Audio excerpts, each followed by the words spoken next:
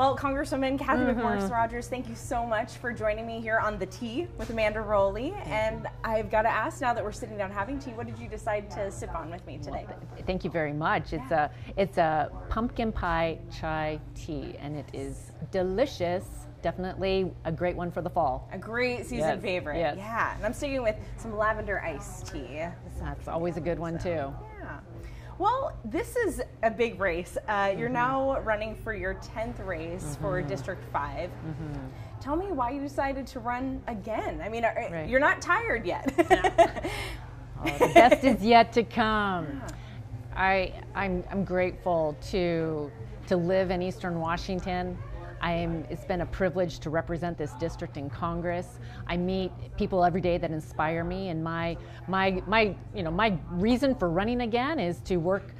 Really, it's the Republican commitment to America that would make sure our economy is strong, that our nation is safe, that our future is built on freedom, and that government is accountable. I believe that those are very important goals, and I want to continue to pursue those goals that will continue to increase opportunities right here in Eastern Washington. I've been given incredible opportunities in my life, and I want everyone to have those.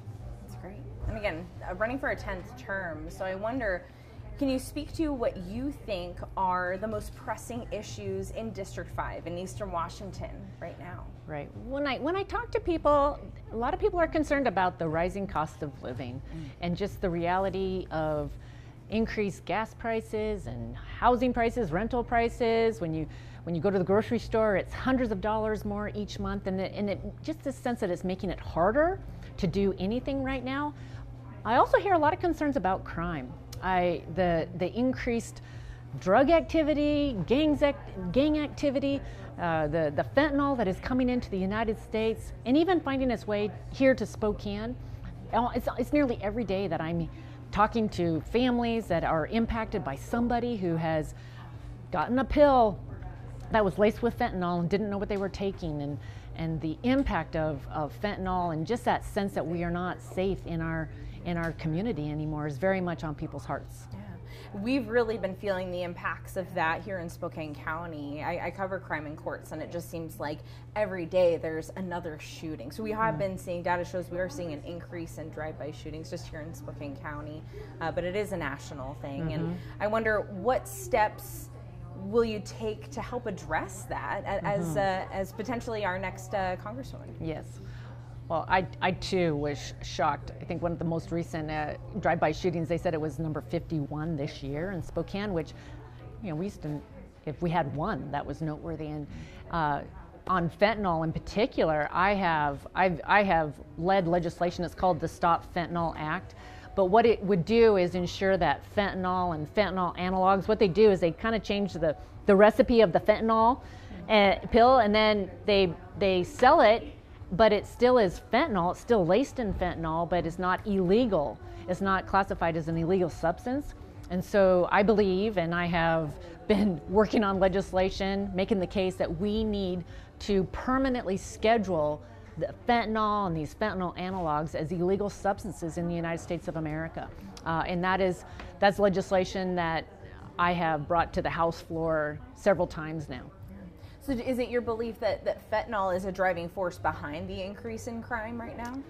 I believe that it's one of the driving forces, and I believe it ultimately is coming from China through Mexico to the United States of America. There's enough fentanyl now in the United States to kill every single person 7 times over. It is just breathtaking when you think about the amount of fentanyl. Or I just met with a group of parents who had lost a child to fentanyl poisoning, but they weren't addicted. It was a child that was buying a pill online, thinking that they were buying Xanax or OxyContin, and instead it was fentanyl laced, and they died. And so I have written the Department of Justice to ask, what are they doing to shut down these sites online? The big tech companies. I wrote Instagram and TikTok and Snapchat and ask them the same questions, because they, under current law, are to be moderating content, including criminal activity. And we have known drug dealers selling online. And so that's part of the big tech accountability package that I am leading in Congress. Yeah, that's incredible. I mean, just the amount of reach that social media has today, it can't hurt to have some sort of restriction or oversight there. Is that kind of the scope of that? Or? Well, even under current law, under Section 230, they are not to have criminal activity on their sites. They are to be making sure that these sites are working with law enforcement not to have that kind of criminal activity. But unfortunately, they aren't doing that. Is that an easy turnaround? Is it an uphill battle seeing that change in our social media platforms? Well, I continue to make the case for them doing a better job on content moderation.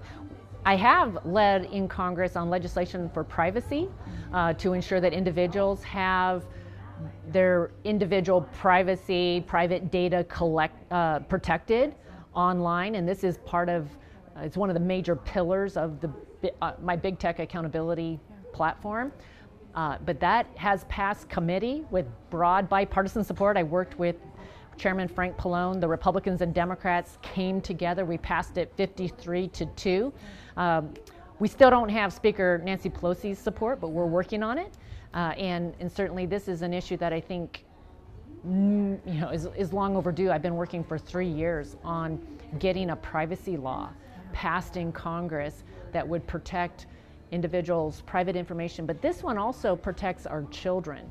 Under age 17, any personal, like the sensitive data that would be used for, like they would sell it, that would be prohibited. And if a data broker or a site is selling your personal data for advertising, you would be notified of that. You would be able to opt out of that. And it changes the business model so that businesses only collect what they actually need rather than collecting all this. They'll collect your location data even though they don't need it, or your search history even though they don't need it for their specific business purposes. So that was a major bill that we got out of committee, and I'm continuing to work to get it to the floor and passed out of Congress. And technology seems to just continue to change so quickly. I mean, does that ever feel like a challenge to you to try and keep up with what regulations that may need to protect folks or that sort of thing, just keeping up on all of that? Very much so. Yeah.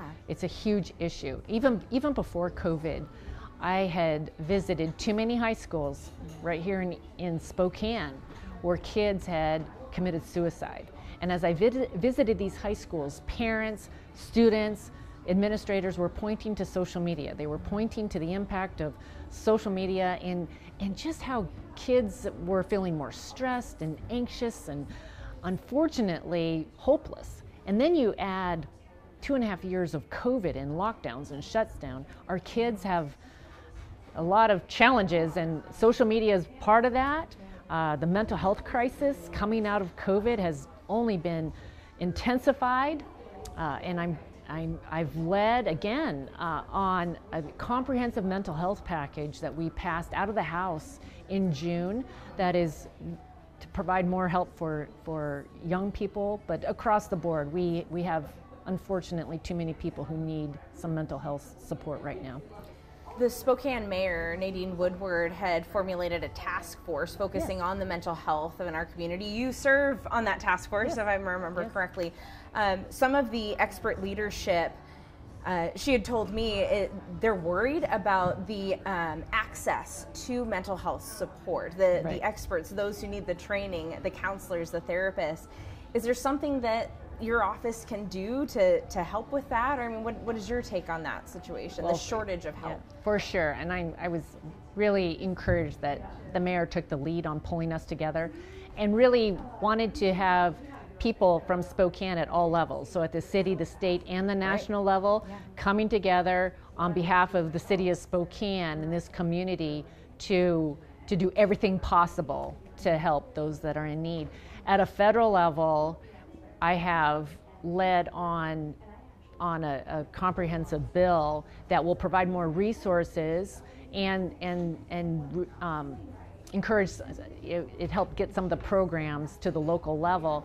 I'm also working on the Teaching Health Center, the residency program. So we're really excited that we have 2 medical schools in Spokane now, but the residency program is so important, and whether it is behavioral or psychiatric doctors that we need, that we want to encourage to go into this field, the residency program is important, and I've led to get more of those residencies to Eastern Washington to help get doctors, learn here, stay here, right? Exactly. Learn here, practice here, stay here. And, exactly, that's the concept. Yeah, definitely. I wanted to take a step back, talking about crime.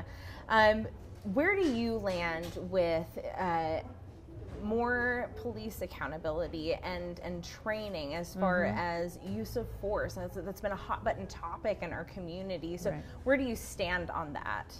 Well, well, first and foremost, I am grateful for those that go into law enforcement to keep our communities safe and secure. And they put their lives on the line every day, and it's a tough job. I have supported more training for those that are in law enforcement, and believe that we need to be providing that support to them. I certainly don't support defunding the police. They are so valuable. They're a pillar in our community and an important part of keeping us safe and secure. We need to be providing more support to them so that they can do their jobs and do it well. And this idea that the police right now in Washington State cannot pursue someone, I think is very dangerous. And that was a law that was passed in Olympia this last year, and it has really tied the hands of law enforcement. Yeah, echoing what we've heard from our local chiefs and sheriffs is they feel like their hands are tied in what they can do and worry about the safety of our community. I mean, what can be done to answer that on a federal level if you're maybe not supportive of what our state laws look like? Well, at the federal level, I have supported legislation that was providing more grants to law enforcement, and especially on the training front, so that they would be better trained to address whatever the situation may be. I wanted to move on to some other hot topics here on the federal level.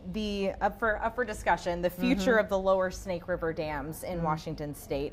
The Biden administration supports their removal, released some reports arguing that it's removing those dams is necessary to restore the salmon runs to historic levels.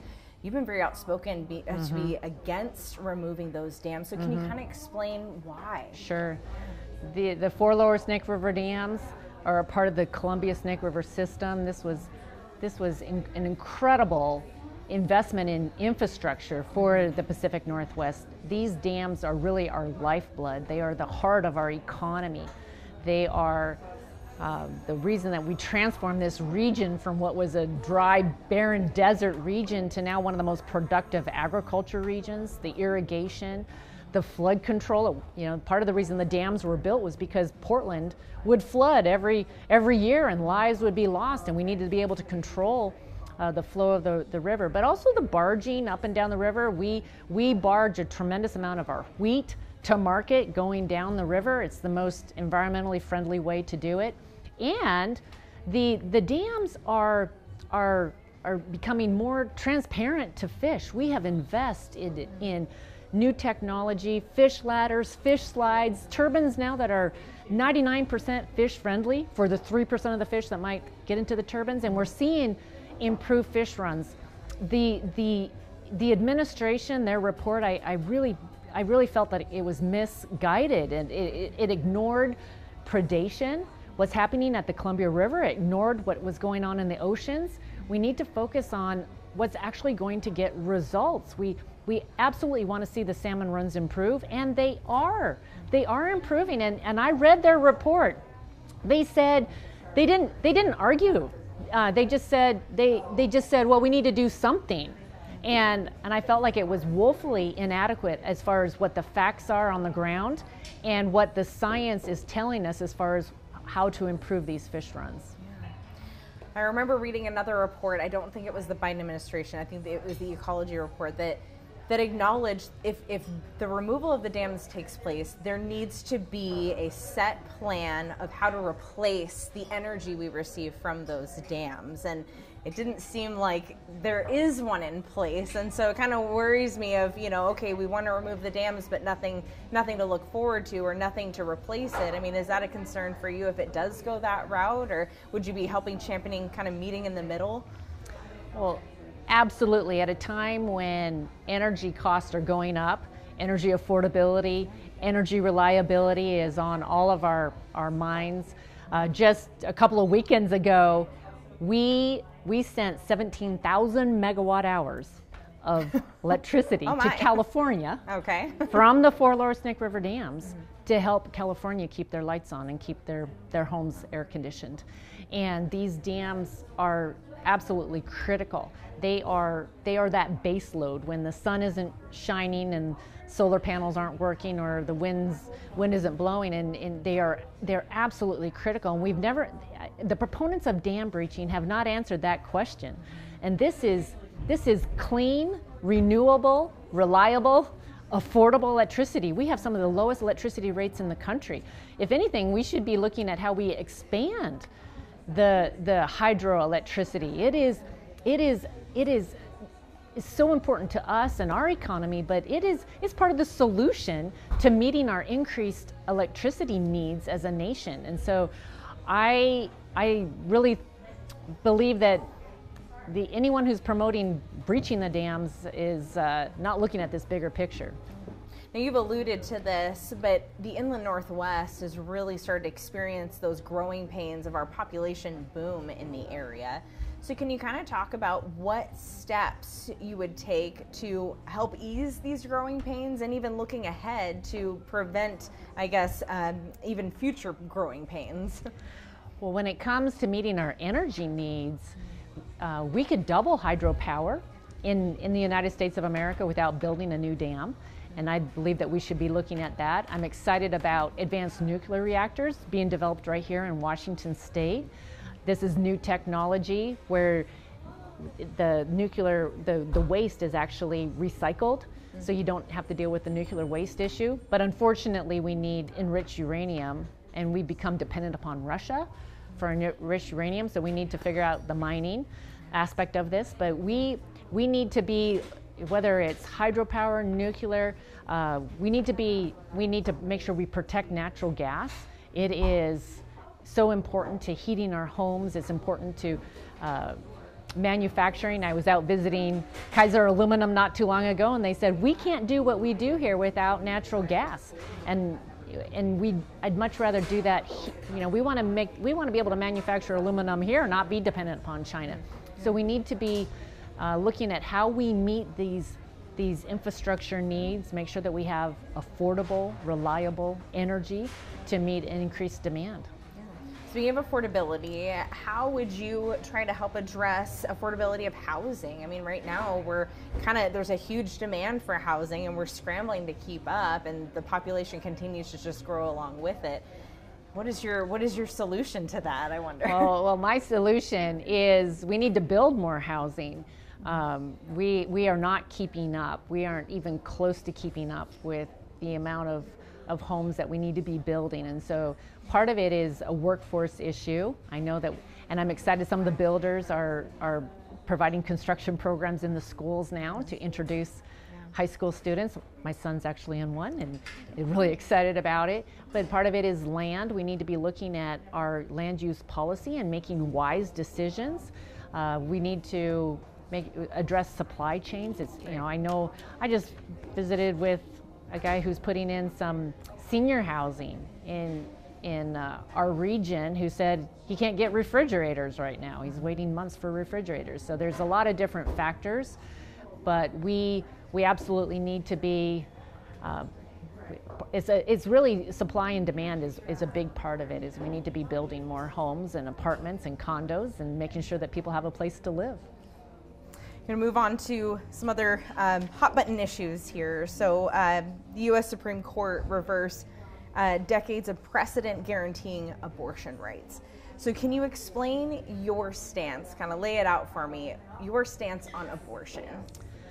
What the U.S. Supreme Court ruled was that abortion wasn't in the Constitution. And they basically said this is a decision for the states or the elected representatives. I am pro-life, and I have voted as a pro-life legislator. I have supported, at the federal level, I've supported a ban on partial birth abortion. I've supported no taxpayer funding of abortion. I've supported limiting abortion after 20 weeks, which is 4 months into the pregnancy. That's my record, and right now a lot of this is being decided at the state level as far as where different states are going in response to the Dobbs decision. And can you explain why? I know you voted against the bill to protect access to contraception. I think you mentioned that one there. Mm-hmm. Why did you vote against it? Well, I support contraception. I support contraception. I supported legislation to address, there was a concern with the Griswold U.S. Supreme Court decision, and I supported legislation to clarify, because I do support contraception. The bill that passed the House had some other concerns, is that I couldn't support that version of it, but I support contraception. But I am really concerned, I was there on the House floor when there was legislation that the Democrats passed that allowed for abortion up until birth for any reason, sex, disability, race, taxpayer funded. So that's a radical position when it comes to abortion. That would put us in alignment with China and North Korea. And how would you vote going forward? I mean, there was a huge outcry from people not happy with this decision and worried about their rights taken away. Yeah. So what can voters expect from you moving forward as things may shift? I'm concerned that there's been a lot of fear in a state like Washington. We have protections. We limit abortion after 24 weeks. And as far as my position moving forward, I want to foster an environment where no woman feels like abortion is her only answer, her only solution. I believe it's important that we support women and children at every stage of life, and I want to protect as many lives as possible. Let's see. So you've represented District 5 for now 9 terms, looking at a 10th. How do you see the next term being different? Well, I'm really excited to be leading on the Energy and Commerce Committee in the House, and it's a great committee that impacts a lot of issues for Eastern Washington. And to be able to work on this committee on issues around energy reliability, energy affordability, technology, holding big tech accountable, that's a priority for me. Proud of the work that I've done on privacy, but we need to get that bill actually on the president's desk. We're working hard to get it out of the House by the end of the year. Closing the digital divide. We've made some progress, but I'm very much leading on getting an internet connection, getting broadband deployed to the underserved, unserved areas. And then healthcare. We have a lot of work to do to meet the healthcare needs in our community. We have a provider shortage. We need more doctors. We also need to get some questions answered around the pandemic and the COVID origins, as well as our response to the pandemic, and how we make sure that we're prepared and ready to respond should we ever find ourselves in that situation again. For this election and my T interviews, I've heard calls for new blood. I mean, in our county commissioner, we've expanded to 5 county seats, and call for new blood on the federal level too, new voices. And your opponent even claims, she says, we need someone who is in touch with our district's values and needs. What is your response to that? I mean, well, my roots run deep in Eastern Washington. I'm 5th generation in the Pacific Northwest. Proud to live here. My family lives here. My kids go to school here in Spokane. Very connected to this region. I believe in the people here, and I believe that I have a record of proven results focused on listening first and foremost, and making sure that people have access and have their voices heard, but then actually leading and getting things done. And I'm proud this Congress of the work on privacy, on mental health legislation, price transparency within healthcare, and I am anxious to continue to work on these issues and believe that I am uniquely prepared and positioned right now to really make a difference for the people of Eastern Washington and our future. We're seeing a lot of people move to our district from outside of this district. Yes. You mentioned proven results so far. So for those who are new to our area, can you share maybe what your biggest accomplishments have been as a Congresswoman for District 5? Yes, well, I've introduced a lot of bills, but I think I'm most proud of legislation to help individuals with disabilities. The ABLE Act that has been signed into law. That's for tax-free savings accounts for individuals with disabilities. I'm working on legislation now to address the employment barriers for those with disabilities. I've led on legislation for hydropower, clean, renewable, reliable, affordable hydropower, addressing the relicensing of hydropower, and I've gotten some of that signed into law, but believe that we need to be doing more to ensure we have energy independence and energy reliability.